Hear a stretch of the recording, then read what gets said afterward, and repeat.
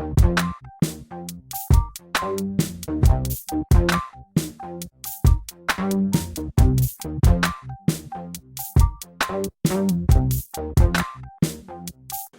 dicas para dar uma boa aula. Dica número 7. Seja exemplo ao entrar e sair de sala. Dois dos momentos mais relevantes para a construção da identidade de um professor são esses momentos, o momento de entrada e de saída de sala de aula. Acontece que esses momentos nem sempre são valorizados ou observados pelos docentes.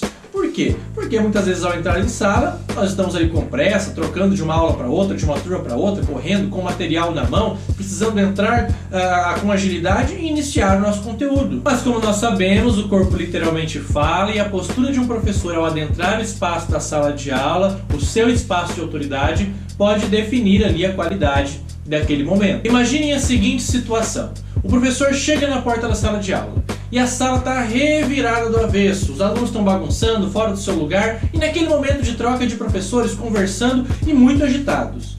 Quando o professor, ao se deparar com aquela situação, entra em sala de aula, ele está passando a seguinte mensagem para os seus alunos: olha, eu não me importo que vocês estejam bagunçando, desrespeitando o espaço e desorganizados, mesmo na minha presença ao adentrar a sala de aula. Mas então qual seria a postura correta nesse momento? É importante que o professor entenda que para esse momento ele pode dedicar ali algum tempo esperando, por exemplo, parando na porta e solicitando aos alunos que voltem para os seus lugares, que parem de conversar, porque aquele é o momento do professor adentrar a sala de aula. Aquele é o momento onde a pessoa responsável por aquele espaço estará presente. E só em seguida, e só depois de ter esse respeito, o professor entra em sala de aula. Ah, mas se eu ficar esperando meus alunos se acalmarem na turma X ou Y que eu tenho, eu vou perder a aula inteira porque eles não vão se colocarem em seus devidos lugares. Pois que perca, professor, que se perca uma aula para que se ganhe autoridade, para que se construa a ideia de que para você estar naquele espaço é necessário respeito.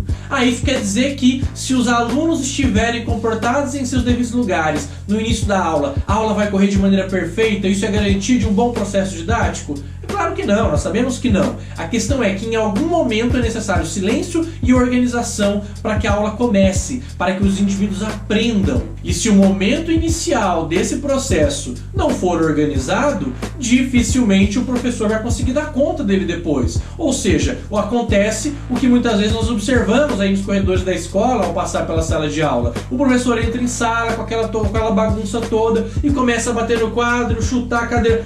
Pessoal, silêncio, vamos lá. E isso é extremamente antididático, não funciona, desgasta a voz do professor, prejudica a sua saúde e não constrói aí uma visão de autoridade perante os seus alunos. Ao mesmo tempo, a saída do professor de sala de aula é muito relevante. Se ao sair de sala de aula, eu, por exemplo, não apago a lousa, não deixo a sala organizada, ou seja, não solicito que os alunos também mantenham-se organizados para que o próximo professor entre, eu também estou passando uma mensagem. Eu estou dizendo o seguinte: olha, vocês me respeitaram até aqui, mas não é necessário respeitar o próximo professor. Fiquem do jeito que vocês quiserem que eu estou saindo. Então, tanto no momento de entrada quanto no momento de saída, seja exemplo, solicite respeito, organização, para que haja um bom desenvolvimento, para que haja uma boa aula, para que haja um bom relacionamento entre os indivíduos nessa troca, nesse processo. Então sim, observar o momento de entrada e saída da sala de aula pode contribuir para que a sua aula seja uma boa aula, uma aula positiva ou uma aula desorganizada, uma aula perdida.